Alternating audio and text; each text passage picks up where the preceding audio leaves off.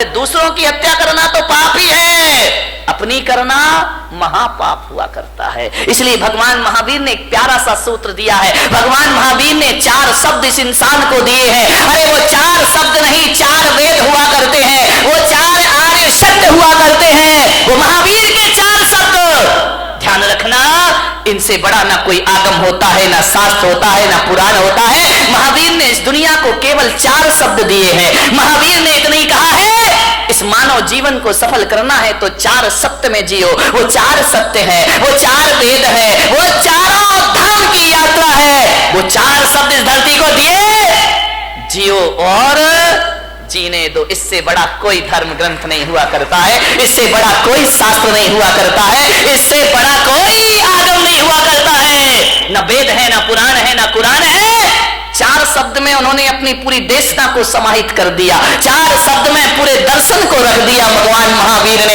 ऐसे दार्शनिक हुए, उन्हें ज्यादा बोलने की जरूरत नहीं पड़ी।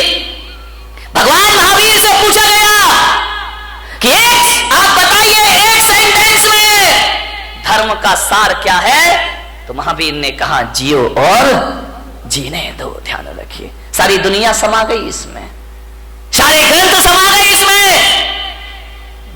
ध्यान रखना, 11 अंग 14 पूर्व का सार समाया है।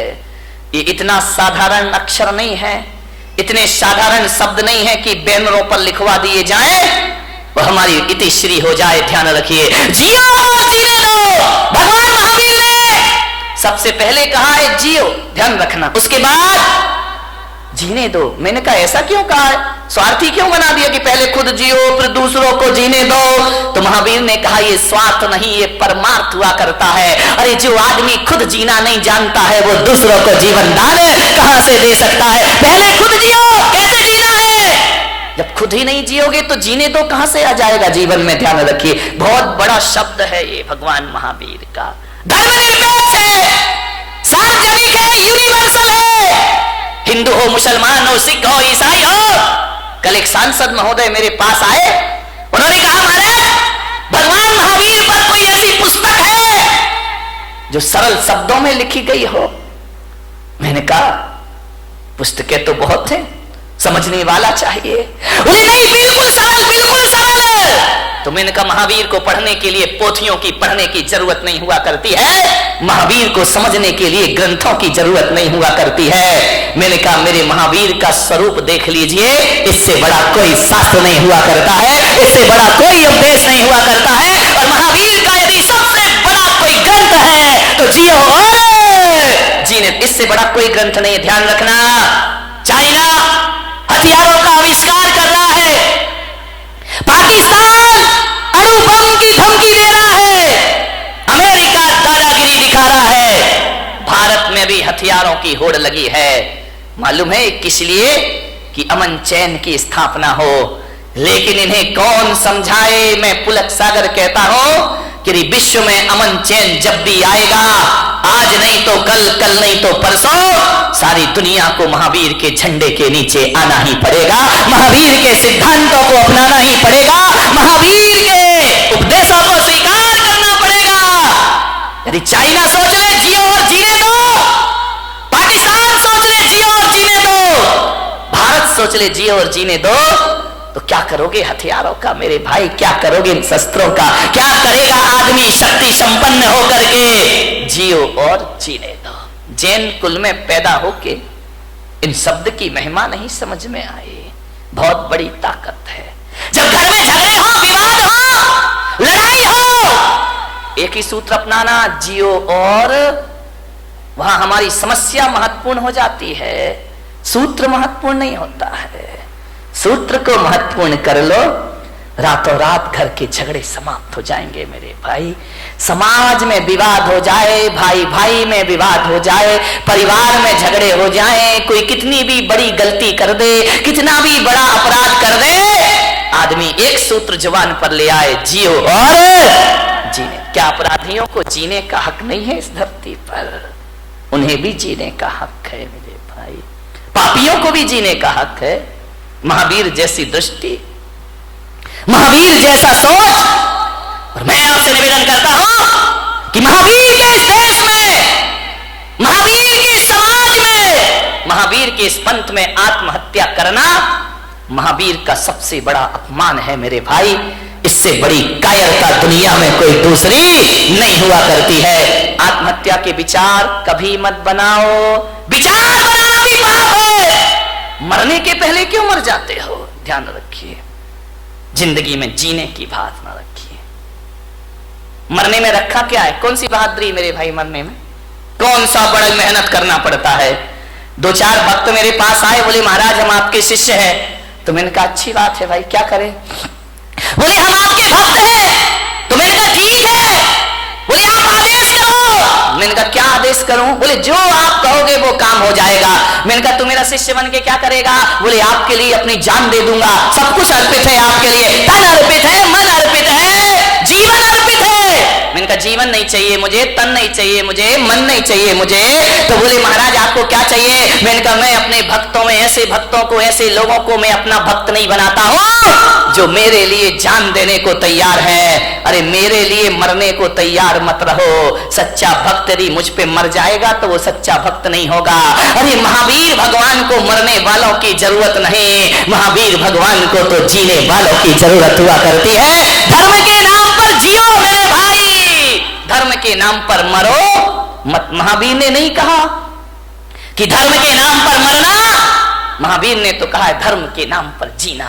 मरना कोई बहादुरी का काम नहीं है, 2-5 मिनट का काम है। एक फंदा लगाया, आंखें बंद की, 2 मिनट में जिंदगी खत्म। एक बंदूक लगाई, जिंदगी खत्म। गला घोट लिया, जिंदगी खत्म। मरना कौन सी बहादुरी है? मरने में टाइम कितना लगता है? 1 मिनट, 2 मिनट, 5 मिनट। मिट्टी का तेल डाला, आग लगाई, मर गए। ये कोई बहुत बहादुरी का काम नहीं है। मरने में 2 मिनट लगते हैं, मगर जीने में 100 साल की जिंदगी लग जाया करती है मेरे भाई।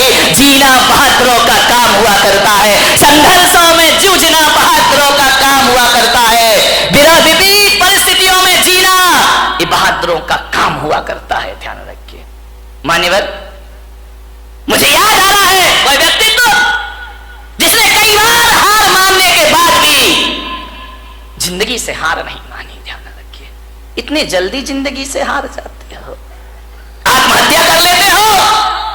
नहीं मान्यवर, आपसे मेरा निवेदन है, जिन लोगों ने आत्महत्या की है ना, कभी उनकी कब्रों पे जाके पूछना, कभी उनकी चिताओं में जाके पूछना, जो मर गए हैं उनसे पूछना कि बताओ मेरे भाई तुम्हें कैसा लग रहा है। यदि सुन सको, तुम्हारे कान में ताकत होगी तो भीतर से आवाज आएगी कि जो गलती मैंने कर ली है, ऐ भले मानस, ये गलती तू अपनी जिंदगी में दोबारा कभी मत करना। अपनी जिंदगी को पूरी तरह से जीना, भाव हिंसा मत करना, आत्महत्या के भाव मत बनाना।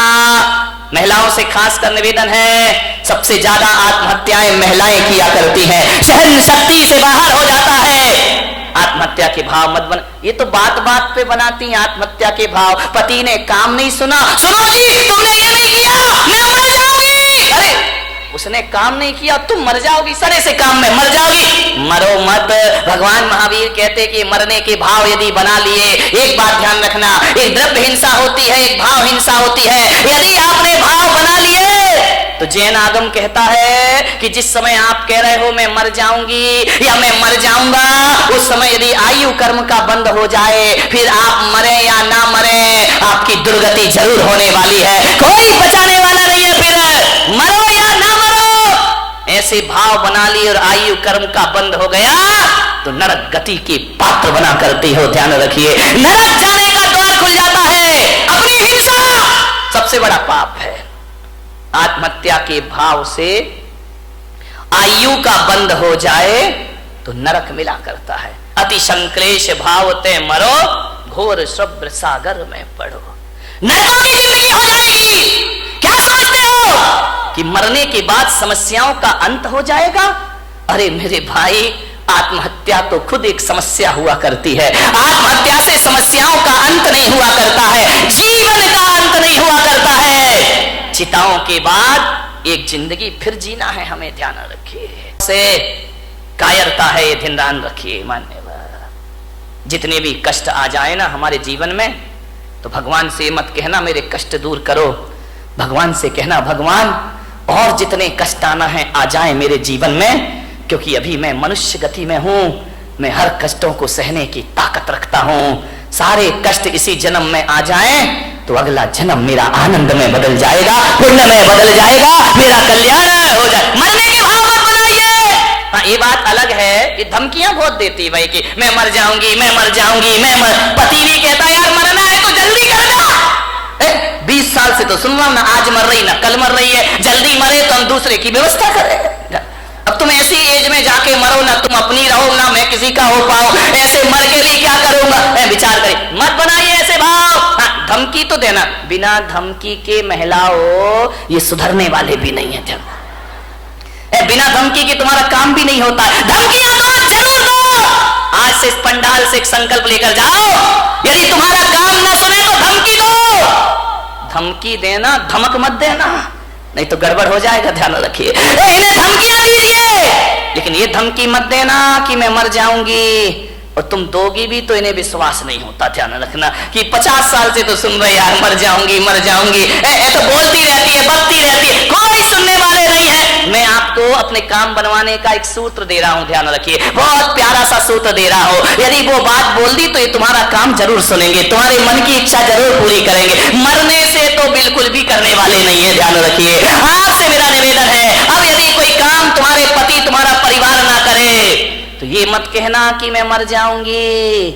आज से नियम ले लो, ऐसी धमकी देना, कहना मैं आरी का बन जाऊंगी, मैं साध्वी मैं सन्यासिनी हो जाऊंगी। नहीं आया समझ में?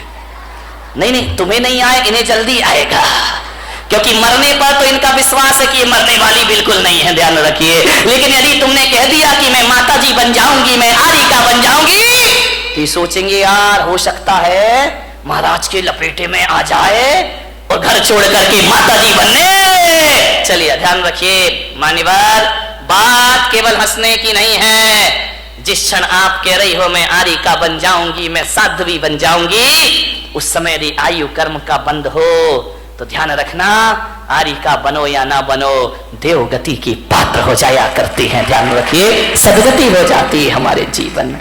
जब बुरे भावों से दुर्गति हो सकती है तो अच्छे भावों से सदगति क्यों नहीं हो सकती है। जब जिंदगी से तंग आ जाओ तो आत्महत्या के विचार मत बनाना, संन्यास के विचार बनाना। तुम्हारे विचार तुम्हारे जीवन को पवित्र कर देंगे, ध्यान रखिए। मरने के भाव मत बनाइए, संन्यास के भाव बनाइए, वैराग के भाव बनाइए। और एक बात और बता रहा हूं, 3 चीज बड़े झटके में होती हैं, ध्यान रखना, संन्यास, दान और आत्महत्या। इन पे प्री प्लान काम नहीं चलता है, ये तो झटका लगा और पटका उठा के। ध्यान रखिए, जो आदमी सोचता है कि मैं आज नहीं कल दान दे दूंगा, वो आदमी जिंदगी भर दान नहीं देगा, ध्यान रखना, क्योंकि आज गया तो सब कुछ गया। भाव बार बार नहीं बना करते हैं दान के। और किसी के यदि महाराज बनने के भाव जगे हो, कल पे मत टालना मेरे भाई, तुरंत झटपट लो, खटपट मिटाओ। मैंने देखा है, मेरे से पहले के ब्रह्मचारी जो सीनियर हैं वो आज भी ब्रह्मचारी बने घूम रहे हैं। वो दीक्षा नहीं ले पाए, वो मुनि नहीं बन पाए, वो साधु नहीं बन पाए। क्यों? पुराना हो गया सन्यास, पक गया सन्यास, अब दीक्षा के भाव ही पैदा नहीं हुआ करते हैं। अब उनके भाव ख्याति लाभ के हो जाया करते हैं। विनय महाराज बने, जब अपनी पूजा हो रही है तो महाराज बन गए, क्या करेंगे? ध्यान रखिए, विद्वान कभी दीक्षा नहीं लेता, पंडितों ने कभी दीक्षा नहीं ली, सन्यास नहीं लिया, ध्यान रखना। ये दूसरों को सन्यास दिलाते हैं, खुद का नंबर आता है तो खुद पीछे हो जाया करते हैं। एक पंडित जी मुझे मिले, अब वो इस दुनिया में नहीं है। उनकी जब पहली बार मुझसे मुलाकात हुई, उन्होंने कहा कि जब मैं ब्रह्मचारी था, उन्होंने कहा कि भैया जी मैंने 150 पंच कल्याणक करा दिए। कितने? 150 प्रतिष्ठाएं करा दी। मैंने कहा 150? बोले हाँ। तो मैंने कहा 150 दीक्षा कल्याणक भी करा दिए? बोले करा दिए। तो मैंने कहा 150 बार भगवान के कपड़े भी उतरवाए होंगे? बोले उतरवा दिए। मेरे जैसा विद्वान नहीं। मैंने कहा पंडित तेरे जैसा मूर्ख नहीं है। बोले क्या? मैंने कहा 150 बार भगवान के कपड़े उतरवाए, तुझे अपने उतारने की एक बार भी सुध नहीं आई? और मैंने कहा पंडित मैंने एक भी प्रतिष्ठा नहीं कराई, लेकिन एक बार देखी और मेरे कपड़े अपने आप उतर जाया करते हैं। विचार करिए, सोच ब्रह्मचारी विद्यासागर जी महाराज, उनकी दीक्षा हुई। महाराज अजमेर में थे, नई नई दीक्षार्थी थे, नई नई दीक्षा हुई थी। बड़ा प्यारा प्रसंग है उनका। और जब उनके पास एक विद्वान पहुंचा, विद्वान ने देखा महाराज की आदत है, नेचर में है, स्वभाव में है, कोई बनावटी जीवन नहीं है उनका, ध्यान रखिए, सिर उनका झुका रहता है, शुरू से ही झुका रहा, कभी नजरें उठाकर नहीं देखी। पंडित गए, विद्वान गए, पोथी पत्रा लेकर, महाराज कुछ नहीं बोले। क्या बोले? हमारे जैसे हो तो बात भी कर ले, वो तो बोलते ही नहीं। गए, बोले महाराज, उस समय नए नए दीक्षार्थी थी, नई नई दीक्षा हुई थी, 23-24 साल के रहे होंगे महाराज। उन्होंने कहा कि महाराज नंगे हो गए, कपड़े उतार दिए, कुछ शास्त्र मास्त्र पढ़े हैं कि ऐसे ही आगम पढ़ा है? महाराज कुछ नहीं बोले। अरे समय सार पड़ा है, महाराज कुछ नहीं बोले। बोले बस कपड़े उतार के बैठ गए, रोटियां मिल रही हैं समाज की, आराम से जय जयकार, ख्याति लाभ। समय सार पढ़ाया आपने। जब 3 बार उसने बोला तो महाराज ने कहा अब तो जवाब देना जरूरी, अब बहुत ज्यादा पानी सर से ऊपर हो रहा है। उन्होंने कहा बोलो पंडित जी, क्या बोलना चाहते हो, क्या पूछना चाहते हो? उन्होंने कहा समय सार पढ़ा है। महाराज ने कहा तुमने पढ़ा है? बोले हाँ। बोले कितनी बार? बोले 108 बार। बोले 108 बार समय सार पढ़ लिया? बोले पढ़ लिया। आचार्य से पूछा आपने पढ़ा है? महाराज ने कहा पंडित जी हमने तो 108 बार नहीं पढ़ा है, हमने 1 बार पढ़ा और कपड़े उतर गए, और तुम 108 बार पढ़ रहे हो, आज तक कपड़े उतारने की सुध नहीं है, आज तक संन्यास की बात नहीं आ रही, क्या पढ़ा है तुमने? हमने 1 बार पढ़ा और जिंदगी बदल गई। तुम जिंदगी भर पढ़ते हो, तुम्हारे जीवन में कोई परिवर्तन नहीं हुआ करता है। ध्यान रखिए, संन्यास झटके में होता है। जिस दिन भाव बने तुरंत प्री प्लान नहीं, आज नहीं। कई है लेंगे महाराज बुढ़ापे में दीक्षा ले लेंगे, अभी क्या पढ़ा बाद में ले। एक बच्चा मेरे पास आया, बोले महाराज मैं दीक्षा लेना चाहता हूं, आपके साथ चलूं? मैंने बच्चे को देखा, छोटा सा बच्चा था। बोले आपके साथ चलूं? मैंने कहा पक्का बता? बोले हाँ पक्का, मैं ब्रह्मचारी बनना चाहता हूँ। बाजू में दादाजी खड़े थे 70 साल के। बोले महाराज इसकी बातों में मत आना। मैंने कहा क्यों, क्या हो गया? अरे बोले क्या पागलपन की बात है, ये इतना सा बच्चा कह रहा कि संन्यास लूंगा, दे मत देना महाराज। मैंने कहा क्यों? बोले छोटा है। मैंने कहा दादाजी तुम बड़े हो गए, तुम तो हो गए 70 के, अब तुम चलो। बड़े जाते नहीं, छोटों को जाने नहीं देते, अब करें तो करें क्या, विचार करिए। पहले का वो जमाना था, एक सन्यास लेता था तो उसके साथ 4-4 हजार लोग दीक्षा ले लेते थे। आज एक दीक्षा लेता है तो 4000 रोकने को खड़े हो जाते हैं कि काय को ले लिया है, पंचम काल है, क्यों बर्बाद कर रहा है, मत ले दीक्षा। बाहरे जमाना, जब बच्चा बिगाड़ते हो तो ख्याल नहीं आता, बिगड़ जाता है तो फिर महाराज तुम्हें याद आते हैं। ध्यान रखिए, सन्यास झटके की चीज, झटके की चीज। मन में भाव जगे, घर छोड़ देना।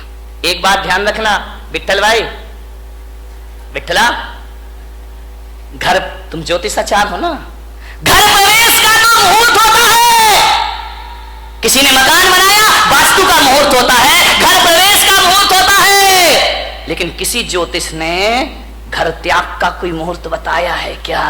ध्यान रखना, घर प्रवेश का मुहूर्त है लेकिन घर छोड़ने का कोई मुहूर्त नहीं हुआ करता है। जब तेरी डोली निकाली जाएगी, बिन मुहूर्त के उठा ली जाए। घर छोड़ने का कोई, जिस दिन घर छोड़ दो वही शुभ मुहूर्त हुआ करता है, इससे ज्यादा शुभ मुहूर्त दुनिया में कोई दूसरा। सन्यास के भाव आए तुरंत ले लेना, देर मत करना, कल पर मत टालना, आज ही कर लेना, अभी कर लेना, छोड़ देना घर। ध्यान रखिए, मान्यवर। दान तुरंत, भाव बने तुरंत बोलो। घर में गए तो भाव ऐसे गिरेंगे, ऐसे गिरेंगे जैसे आसमान से बिजली गिर गई हो तुम्हारे भावों में। ध्यान रखिए, दान के भाव तुरंत ले। आत्महत्या भाव बने, कौन बोला तुरंत कर लेंगे महाराज? ध्यान रखिए, आत्महत्या करने वाला सोचे कि चलो यार आज नहीं कल मर जाएंगे, वो आदमी कभी मरने। महिलाएं रोज बोलती हैं मरती थोड़ी है। ध्यान रखिए, विचार करिए, विचार करना, सोचना है। आत्महत्या करने वाला सोचे आज नहीं कल मर जाए, वो कभी मरने वाला बेईमान आदमी। लेकिन मेरा आपसे एक निवेदन है, बड़ी विनम्रता के साथ, दान और सन्यास की बात हो तो तुरंत कर लेना, और मरने के विचार आए तो कल पर ढल देना कि आज नहीं, कल ये काम करेंगे, आज अभी हमें बहुत जीना है। जिंदगी को जियो, मरने के भाव कभी मत बनाए, जियो कितने भी कष्ट आ जाए। सीता ने 1000 कष्ट सहन किए, मरने के भाव नहीं लाई, ध्यान रखना, कभी नहीं लाई, कष्टों को सहन करने लगी। मैना ने, राम ने, बुद्ध ने, महावीर ने, पारसनाथ ने 1000 कष्ट सहे, लेकिन मरने के भाव उनके अंदर कभी नहीं आए। जिंदगी को पूरी जिंदा दिली से जियो। मैं अपने जीवन की घटना बताता हूं। जब मेरा 2003 में चतुर्मास 3 या 4 में इंदौर में हुआ, और जब मेरा चातुर्मास इंदौर में हुआ, मेरे दोनों घुटने खराब हो गए। मुझे सीढ़ियां चढ़ने में परेशानी होती। लोगों ने, डॉक्टरों ने कहा कि आप आहार में सीढ़ी मत चढ़िए, नीचे एक कमरे में आहार लीजिए।